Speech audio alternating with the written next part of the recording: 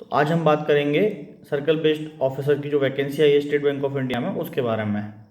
मैं और एक already selected circle based officer हूँ एसबीआई का। मैंने जून 2021 में ही ज्वाइन किया है। इससे पहले जो वैकेंसी आई थी उसके थ्रू सेलेक्टेड हूँ। मेरा पास्ट एक्सपीरियंस, मैं 6 साल बैंक ऑफ इंडिया में कार्यरत था और मैंने वहाँ पे स्केल 2 से रिज़ाइन करके मैं एसबीआई ज्वाइन किया है। सर्कल बेस्ड ऑफिसर की वैकेंसी क्योंकि एक बहुत ही नई वैकेंसी है तो इसके रिगार्डिंग बहुत से एस्पिरेंट्स को कुछ डाउट्स और कन्फ्यूज़न रहते हैं।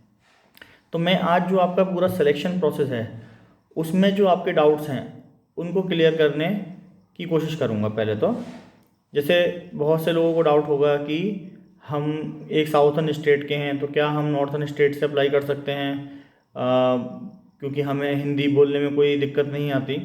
तो यस, आप इस बार अप्लाई कर सकते हैं। पहले ऐसा नहीं था बट इस बार है। अगर आपकी मार्कशीट में हिंदी नहीं है लेकिन आप हिंदी की नॉलेज रखते हैं तब भी आप अप्लाई कर सकते हैं। और जो लैंग्वेज टेस्ट की बात है तो लैंग्वेज टेस्ट इतना ज़्यादा कोई डिफ़िकल्ट नहीं होता, बहुत ही इजी और मॉडरेट टाइप का उसको कह सकते हैं, जो कि आप इजीली क्वालिफाई कर सकते हैं। तो उसके रिगार्डिंग आप कोई टेंशन नहीं लीजिएगा कि अगर आपके स्टेट की वैकेंसी नहीं है तो आप किसी दूसरी स्टेट से भी भर सकते हैं अगर आपको वो लैंग्वेज की थोड़ा बहुत बेसिक आइडिया है। और अगर मार्कशीट में आपके वो आपकी जो लैंग्वेज है वो है तब तो कोई इशू ही नहीं है, तब तो आप इजीली एलिजिबल हैं उसके लिए। तीसरी बात है कि आईसीटी की कि आप ट्रांसफ़र, अब आप जिस स्टेट के लिए अप्लाई कर रहे हैं और आपका सिलेक्शन हो जाता है तो यस आपको 12 साल या फिर up to scale 4 which average letter वहाँ पर रहना है।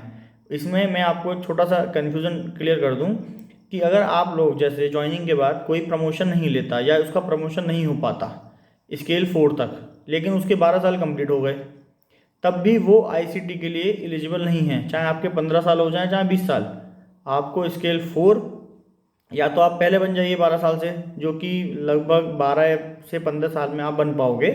तो 12 साल में थोड़ा मुश्किल है, 12 से 15 साल आपको लगेंगे।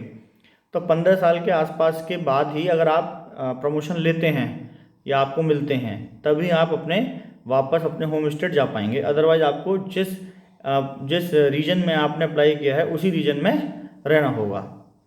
तीसरी बात, एक मैं पॉइंट उठा दूं कि सिविल रिपोर्ट आप लोग अगर जो भी अप्लाई कर रहे हैं, अगर आप अपना सिविल रिपोर्ट चेक कर लीजिएगा। अगर उसमें कोई भी ओवरड्यू या डिस्क्रिपेंसीज हैं तो प्लीज़ उसको पहले ही रेक्टिफाई करवा लीजिए, क्योंकि स्टेट बैंक इस बात पर बहुत ही स्ट्रिक्ट है। पिछली बार भी बहुत से लोगों के क्रेडिट कार्ड के ड्यूज थे तो वहाँ पर उनको बहुत इश्यूज आए थे, तो उन सबको आप पहले ही क्लियर करा लीजिए प्लीज़। चौथी बात है कि आपका एक्सपीरियंस, मतलब बहुत से आप लोग कर रहे होंगे कि हम तो भाई ऑपरेशंस में काम करते हैं, हम एडवांसेस में काम करते हैं, या मैं मार्केटिंग ऑफिसर हूँ तो मैं एलिजिबल हूँ कि नहीं।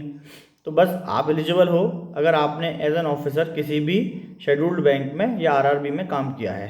अब बात आती है कि भाई क्या एडवांसेस वालों को प्रेफरेंस मिलेगा या ऑपरेशंस में ही काम किया है हमने तो हमें उतना इंटरव्यू में फ़ायदा नहीं मिलेगा या हमें प्रेफरेंस नहीं दी जाएगी। तो ऐसा कुछ भी नहीं है। आपका वर्क प्रोफाइल कुछ भी हो और आपका जो बायोडाटा फॉर्म इंटरव्यू के टाइम पे वो लोग फिल करवाते हैं, जिसमें आपका पूरा का पूरा एक्सपीरियंस वो फाइल करवाएंगे कि आपने क्या क्या किया है आज तक, और मेनली क्वेश्चंस भी आपके उसी के बेसिस पर आपसे पूछे जाते हैं। तो इसीलिए ऐसा कुछ भी नहीं है कि एडवांसेस वालों को प्रेफरेंस मिलेगी और ऑपरेशंस वाले पीछे रह जाएंगे या मार्केटिंग वाले, ऐसा कुछ भी नहीं होने वाला। हाँ, थोड़ी बहुत नॉलेज आपको दूसरे सेक्शंस की भी होनी चाहिए बट ऐसा कोई इशू नहीं आएगा। और उसके बाद एक बात है कि अगर मान लीजिए किसी के इंक्रीमेंट की बात है तो इंक्रीमेंट इस बार कैपिंग रख दी है। पिछली बार 8 मैक्सिमम इंक्रीमेंट थे, लेकिन इस बार उन्होंने सिर्फ 2 ही इंक्रीमेंट मैक्सिमम वो देंगे। अब किसी का अगर एक जो ईयर है वो हाफ है, मतलब जैसे 1.5 साल हुआ है, तो उस केस में आपको एक ही इंक्रीमेंट मिलेगा। और जीआईबी सीआईबी अगर किसी का है फिर भी आपको मैक्सिमम इंक्रीमेंट 2 ही हैं इस बार, उसके आपको एक्स्ट्रा नहीं मिलेंगे इंक्रीमेंट जो पिछली बार थे। इसके बाद पॉइंट है कि हाँ, एक बात बहुत इंपॉर्टेंट है इसमें कि जो आपका एक्सपीरियंस सर्टिफिकेट और आपको एनओसी लेना है वो ज़रूर ले लीजिएगा। और अपने एक्सपीरियंस सर्टिफिकेट में मेनली आप अपना डेजिग्नेशन, अपना वर्क प्रोफाइल और with effect from which date ये ज़रूर मेंशन कराइएगा। जैसे कि अगर आपने बैंक ज्वाइन किया था एज ए स्केल 1 ऑफिसर, तो आपको ये ज़रूर मेंशन कराना है कि इस डेट में आपने बैंक ज्वाइन किया है और वो भी स्केल 1 ऑफिसर में किया है। ऐसा नहीं है कि वो डेजिग्नेशन मेंशन ना करें, इसमें बहुत दिक्कत नहीं तो बाद में होती है। और अगर आप क्लरिकल से प्रमोट हुए हैं तब भी आपको मेंशन कराना है कि promoted from clerical cadre to as an officer with effect from this date, मतलब आपकी डेजिग्नेशन, आपकी पोस्ट विद डेट मेंशन होनी चाहिए आपके एक्सपीरियंस सर्टिफिकेट में, तभी वो आप लोग एलिजिबल रह पाएंगे। इसके बाद पॉइंट है कि कंफर्मेशन टेस्ट की क्या इसमें है। तो 6 महीने का जैसे कि आपको पता ही है प्रोबेशन पीरियड होगा, उसके बाद आपका कंफर्मेशन टेस्ट होता है, मेनली वही है। बाकी तो ब्रांच का जो रूटीन वर्क है वो करते रहिए अच्छे से, तो उसमें कोई इशू नहीं आता। और कंफर्मेशन टेस्ट भी का हम लोगों के साथ इशू हुआ था, पहले बहुत टिपिकल बना दिया था और उसकी जो परसेंटेज पासिंग मार्क्स थे बहुत ज़्यादा थे, बट अभी उसको थोड़ा सा रिलैक्स किया गया है। और अभी जो कंफर्मेशन टेस्ट है वो बहुत ही मॉडरेट टाइप का है, मतलब बेसिक नॉलेज के साथ आप इजीली निकाल पाएंगे, तो कंफर्मेशन में कोई दिक्कत नहीं होने वाली है। उसके बाद बात आती है पोस्टिंग की, तो पोस्टिंग आपकी कहाँ होगी, ब्रांचेज में होगी या किसी एडमिनिस्ट्रेटिव ऑफिस में होगी, आपकी मार्केटिंग जॉब करवाया जाएगा क्या? तो ऐसा कुछ भी नहीं है, आपकी जो मेनली पोस्टिंग है वो ब्रांचेज में होगी, और कुछ ही लोग होंगे जो एडमिनिस्ट्रेटिव ऑफिस या जोनल ऑफिस टाइप ऑफिस में रहेंगे, बट ज़्यादातर ब्रांचेज में रहेंगे। वो भी जैसे हम लोगों के केस में हम ज़्यादातर लोग मोस्टली सेमी अर्बन ब्रांचेज में है, ना रूरल में है ना अर्बन में है, हम लोग सारे के सारे सब तक लगभग सेमी अर्बन ब्रांचेस की पोस्टिंग है। तो मोस्ट प्रॉब्ली आपके साथ भी वही हो, या बट चेंज भी हो सकता है। बट कन्फर्मेशन के बाद जो है ये वाला जो फंडा है वो चेंज हो गया है। अब we are free to be posted anywhere, whether it is rural और सेमी अर्बन और urban centre. Then it is आपका जॉब प्रोफाइल, कि जॉब प्रोफाइल सीबीओ का क्या रहेगा। तो जॉब प्रोफाइल सीबीओ का वही है बिल्कुल जो जनरल एक बैंकिंग ऑफिसर का होता है, बट ये है कि with in the probation period आपको हो सकता है क्लैरिकल वर्क भी करना पड़े, ऑफिसर का काम भी करना पड़ेगा, चाहे वो ऑपरेशंस डिपार्टमेंट का हो, चाहे वो एडवांसेस डिपार्टमेंट का हो। प्लस स्टेट बैंक में थोड़ा सा थर्ड पार्टी प्रोडक्ट्स की सेलिंग का भी प्रेशर रहता है, तो वो भी आपको करना पड़ेगा। बट क्योंकि स्टेट बैंक के जो थर्ड पार्टी प्रोडक्ट्स हैं बहुत मार्केट में बहुत बेहतर हैं, इसलिए उसमें भी इतना ज़्यादा इशू नहीं होता, वो आप इजीली कर पाएंगे। और उसके बाद बात आती है कि प्रोबेशन के बाद, हाँ प्रोबेशन के बाद आपको एक डेजिग्नेशन मिलेगी कि आप या तो एडवांसेस में काम करेंगे या फिर आप ऑपरेशंस में काम करेंगे। तो जो भी आपको डेजिग्नेशन मिलेगी उस हिसाब से आपको काम करना है। हो सकता है एक आप या फिर एक सपोर्ट ऑफिसर के तौर पे भी आप रह सकते हैं। तो वही है। अब मैं बात करूँगा कि आपको सीबीओ चूज़ करना चाहिए या नहीं करना चाहिए, उसके क्या बेनिफिट्स हैं और क्या नुकसान हैं। तो बेसिकली जो प्रोज़ हैं सीबीओ चूज़ करने के, वो एक तो आप जानते हैं कि स्टेट बैंक ऑफ इंडिया के पर्क्स बाकी बैंक्स के कंपैरिजन में काफ़ी ज़्यादा हैं, अच्छे हैं। दूसरी बात, क्योंकि स्टेट बैंक ऑफ इंडिया बहुत बड़ा बैंक है, और तो वहाँ पे स्कोप जो है बहुत ज़्यादा है आप लोगों के लिए to get opportunities of work in different fields.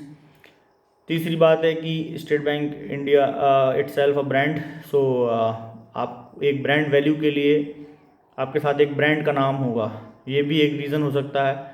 और चौथा सबसे बड़ा जो रीज़न है वो है प्राइवेटाइजेशन, क्योंकि सरकार जैसा कि हम जानते हैं कि सब प्राइवेटाइजेशन करने पर तुली हुई है। तो लेकिन ये है कि स्टेट बैंक ऑफ इंडिया का प्राइवेटाइजेशन इस वक्त बहुत मुश्किल है, और अगर होना भी होगा तो वो सबसे लास्ट कैंडिडेट है to be suitable for the privatisation. तो एक सेफ साइड खेलने के लिए मेनली उन एस्पिरेंट्स के जो कि जिनके बैंक्स का मर्जर नहीं हुआ है, उन लोगों के लिए एक काफ़ी अच्छी अपॉर्चुनिटीज़ है कि वो लोग सीबीओ ज्वाइन कर सकते हैं। और बाकी जो प्राइवेट बैंक्स में हैं उनके लिए तो बहुत ही ज़्यादा अच्छी अपॉर्चुनिटीज़ है। और हाँ, प्राइवेट बैंक्स के जो कैंडिडेट्स हैं वो पिछली बार के मुकाबले में रेशियो देखा जाए तो प्राइवेट बैंक के कैंडिडेट बहुत ज़्यादा थे in comparison to public sector bank. तो प्राइवेट सेक्टर बैंक के जो प्राइवेट सेक्टर बैंक के जो लोग हैं उनके लिए एक बहुत अच्छी अपॉर्चुनिटीज़ है, उनको तो अप्लाई करना ही चाहिए 100%। अब मैं कुछ कॉन्स की बात करूंगा। तो मेनली जो कॉन्स हैं State Bank of India as a CBO join करने के, वो ये हैं कि एक्स्ट्रा वर्कलोड है। ऑब्वियसली बात है कि स्टेट बैंक ऑफ इंडिया सबसे बड़ा बैंक है, तो वर्कलोड तो एक्स्ट्रा होगा ही। आपको शाम में 7 से 8 तो मिनिमम बज ही जाएगा ब्रांच बंद करते करते। फिर थर्ड पार्टी प्रेशर है ही, हमारे बाकी जो पब्लिक सेक्टर बैंक हैं उसमें उतना ज़्यादा प्रेशर नहीं है, बट यहाँ पर है। बट ये है कि जो मैंने बताया कि प्रोडक्ट्स अच्छे हैं तो ईजिली आप कर पाएंगे उसको, उसमें ज़्यादा इशू नहीं होगा। तीसरी बात ये है कि जो लोग मेनली मुंबई और दिल्ली रीजन के अलावा, आई थिंक मुंबई और दिल्ली तो शायद है भी नहीं लिस्ट में, तो जो बाकी जैसे रीजन में जिनको अपॉर्चुनिटी पोस्टेड होंगे तो वहाँ पे एक तो ट्रेजरी में आपको काम करने का मौका नहीं मिलेगा, दूसरा फॉरेन पोस्टिंग के लिए आप लोग एलिजिबल नहीं हो पाएंगे 15 साल तक, जो कि बाकी पब्लिक सेक्टर बैंक्स में आप एलिजिबल हो सकते थे। तो हाँ, फॉरेन पोस्टिंग के लिए 15 साल तो आप मान ही लो कि नहीं जा पाएंगे।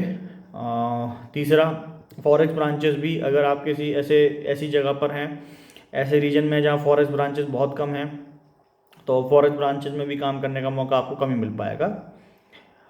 तीसरी बात और सबसे बड़ी बात है कि जो जैसे कि मैं को 5 साल 6 साल का एक्सपीरियंस था, एक टच था अपने बैंक से, तो वो आपको यहाँ पर आके फिर से एक अदर फ्रेशर ज्वाइन करना होगा। आप एक बिल्कुल नई आपको जर्नी, बैंकिंग जर्नी अपनी शुरू करनी पड़ेगी।